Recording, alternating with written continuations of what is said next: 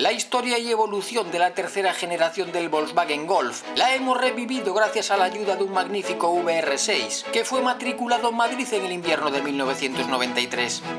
Ese año serían fabricadas cerca de 800.000 unidades del alemán, pero la temporada anterior, la del 92, la producción había rozado los 965.000 ejemplares, la mayor de este 4 metros en todo el siglo pasado.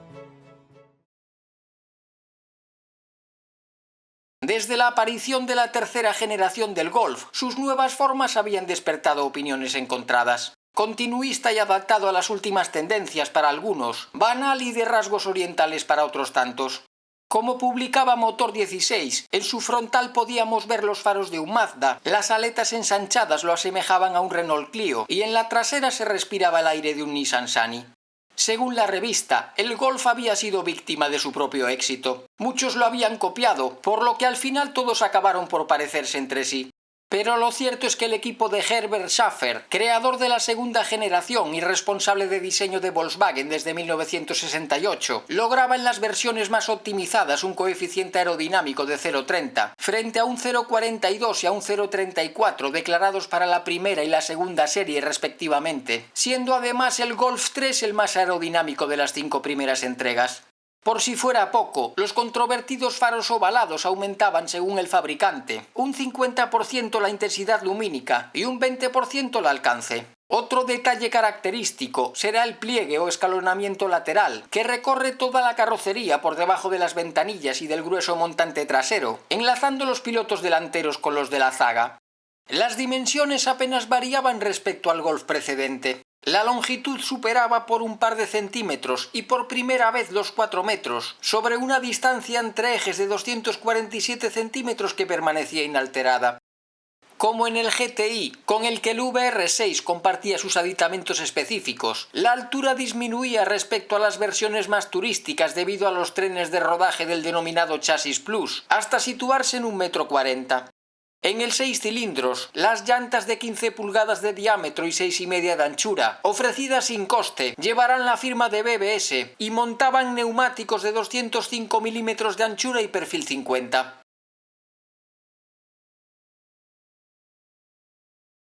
En el habitáculo del Golf de tercera generación se heredaba el estilo del Passat presentado en 1988, por lo que las líneas curvas llegaban también al interior. En la consola, ligeramente orientada hacia el conductor al estilo de los BMW, la climatización se maneja ahora mediante mandos giratorios y se mejoraba la ergonomía y la calidad de los plásticos y los tejidos, que tendrán un tacto más agradable. También el interior será algo más alegre. Como publicaba Motor 16 con motivo de su presentación, las telas de tonos suaves y de colores sustituyen a los anteriores hábitos de monje de clausura. Además, en el caso del VR6, el tapizado sería exclusivo de esta motorización.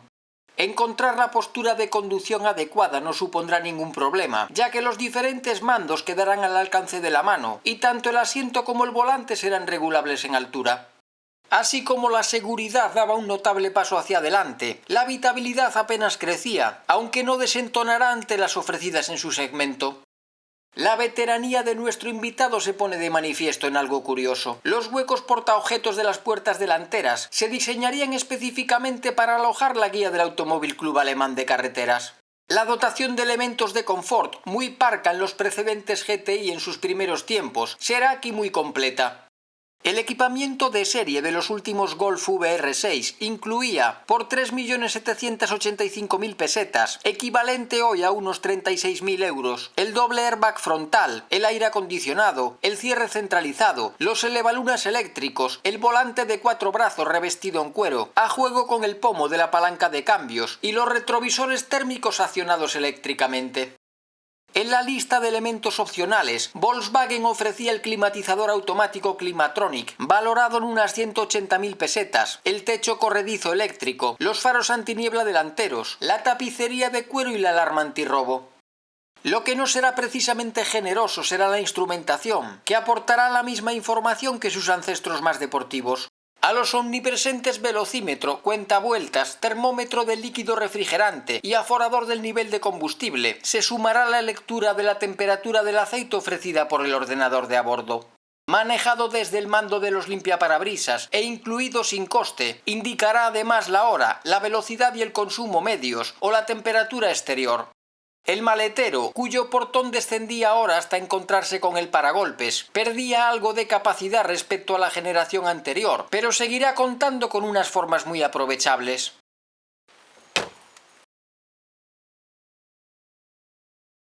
La estrella del Golf VR6 es sin duda alguna el motor de 6 cilindros, dispuestos en un ángulo entre bancadas de solo 15 grados. Este propulsor había aparecido en el Passat en marzo de 1991, coincidiendo con la celebración del Salón de Ginebra, y era la respuesta de los alemanes a varias premisas. No sobrepasar los 600 centímetros cúbicos de cilindrada unitaria, ni los 70 caballos de potencia específica para no comprometer la fiabilidad. La solución fue un motor muy compacto, ideal para instalarse transversalmente, con los pistones dispuestos en zigzag en un ángulo muy estrecho, solución similar a la que tiempo atrás había utilizado Lancia, y que permitía que ambas bancadas compartiesen una única culata. Tras el 4 cilindros boxer enfriado por aire y el ubicuo 4 línea de refrigeración líquida, con el D6 se inauguraba la tercera familia de motores del fabricante germano.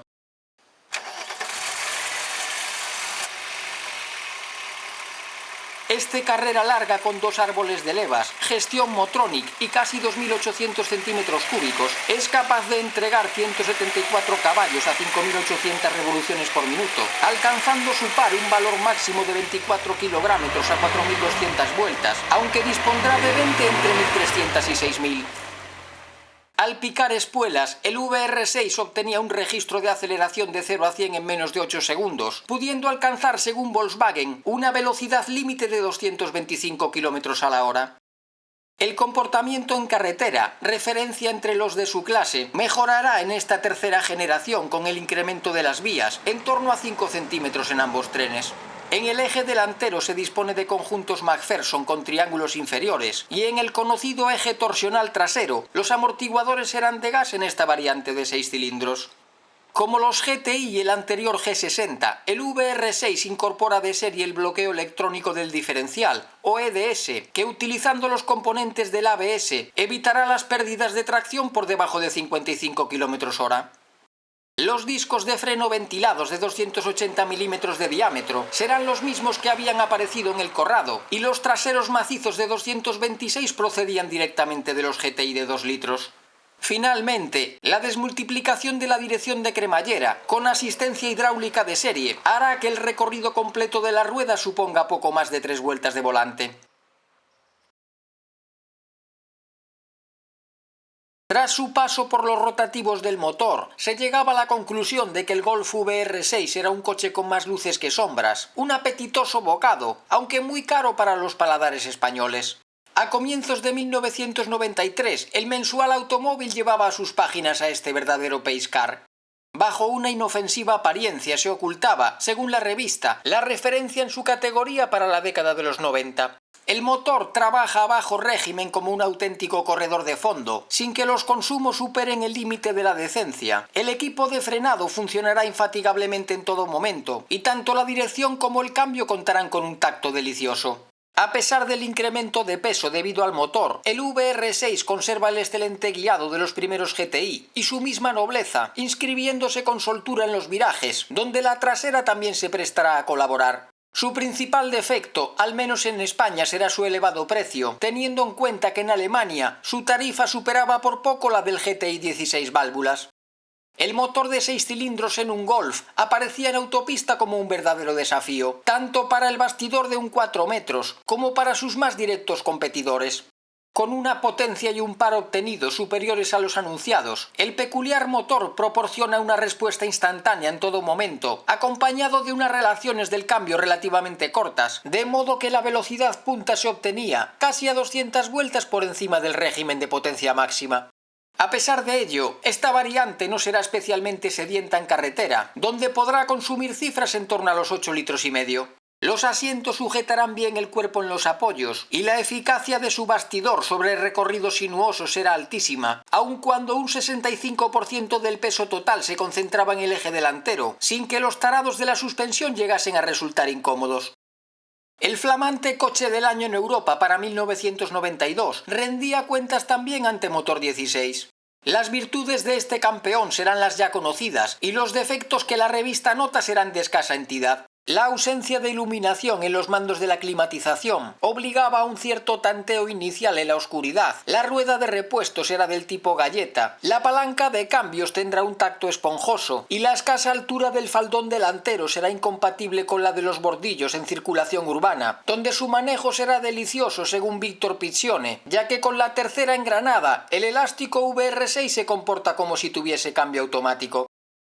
El compacto de Volkswagen aparecía en la revista francesa L'Auto-Journal como un mutante, debido a un motor de 6 cilindros injertado a una carrocería acostumbrada a los de 4. A pesar de una potencia específica que superaba escasamente los 60 caballos, su motor recibirá el calificativo de excepcional, y a diferencia del Passat igualmente motorizado, la motricidad será aquí excelente. Pero la presentación del interior seguirá siendo todavía triste, con un color negro que invade todo el habitáculo, haciendo que el tablero de a bordo apenas se diferenciase del de la sencilla versión de 60 caballos. Jamás un coche de 4 metros había sido tan civilizado y poderoso al mismo tiempo. Esta lapidaria frase aparecía en la conclusión del ensayo que los belgas de Le Moniteur Automobile hacían del alemán en abril de 1992. El motor aparece aquí como absolutamente sensacional, obteniendo unas prestaciones impresionantes, fuera de lo común. A pesar del manejo lento de la palanca de cambios, el 0 a 100 cae en 7 segundos justos, y el kilómetro con salida parada se pulveriza en menos de 28. Todo ello con un confort y una insonorización notables, más propios de una gran berlina. El resto de reproches, algunos ya citados, podrían haberlo recibido también cualquiera de los miembros de la amplia familia Golf. En la carrocería de 3 puertas, los cristales laterales eran fijos y el acceso a la parte trasera se complicaba más de lo deseado, debido a que únicamente basculaba hacia adelante el respaldo de los asientos. En su número 1000, el de la propia prueba del VR6, Le Moniteur lo comparaba con el BMW 325 Coupé, un 6 cilindros en línea, de 2,5 litros y 24 válvulas. El de Múnich cuenta con un cambio más preciso y con desarrollos más cortos, y sus 192 caballos a las ruedas traseras se traducirán en una velocidad punta más elevada, pero la mayor cilindrada del Golf hará que este sea imbatible al medirse las recuperaciones. El 325 será también neutro en las trayectorias más académicas, pero a alta velocidad exigirá algunas microcorrecciones al volante, circunstancia en la que el Golf permanecerá absolutamente imperturbable, según la revista. Al valorar el confort, el BMW se desquita, por poco, debido a un eje trasero multibrazo, a los neumáticos de perfil 60 y a una distancia entre ejes bastante más generosa. Combinando el turbocompresor y la culata de 16 válvulas, el Lancia Delta HF de 190 caballos sería el otro 4 metros destinado a los caprichosos con familia que transportar, dispuestos a gastarse 1 millón por metro. El Golf es más fácil de conducir, más ágil, frena mejor, su cambio es más rápido y debido a los 175 kilos de diferencia en su monocasco, se impondrá por la mínima en las aceleraciones, en los consumos y en las recuperaciones desde baja velocidad, estando aquí lastrado el italiano por la falta de contundencia de su motor por debajo de las 3.500 vueltas. La baza del Delta será un habitáculo con un mejor aspecto visual, con una instrumentación más completa y más equipado en general por algo menos de dinero, incluyéndose en el precio de la versión LS, la de mayor dotación, los asientos recaro tapizados en el tejido alcántara y una suspensión regulable tachada de prescindible. Por último, el VR6 podía enfrentarse con un miembro de su misma camada, con el no menos legendario GTI 16 válvulas de 2 litros y 150 caballos. El más modesto aparece en Motor Mundial como un coche de comportamiento más fácil que el 6 cilindros en situaciones límite, dotado de un motor de increíble elasticidad, que lograba un menor consumo de en torno a 1 litro a la centena y una velocidad punta de casi 215 km a la hora. Suficientes argumentos para muchos, teniendo en cuenta sobre todo que la diferencia de precio entre uno y otro rondaba el millón de las antiguas pesetas. Considerando además que la carrocería era prácticamente idéntica, a excepción de las llantas que no de los neumáticos, los frenos calcados, el tren de rodaje deportivo el mismo, y que el equipamiento del VR6 no ganaba por goleada, ya que en el de 4 cilindros el aire acondicionado sería una opción, pero se incluían de serie los asientos recaro. En plena fiebre de las culatas de 16 válvulas, cualquier elección parecía acertada, el bueno o el todavía mejor.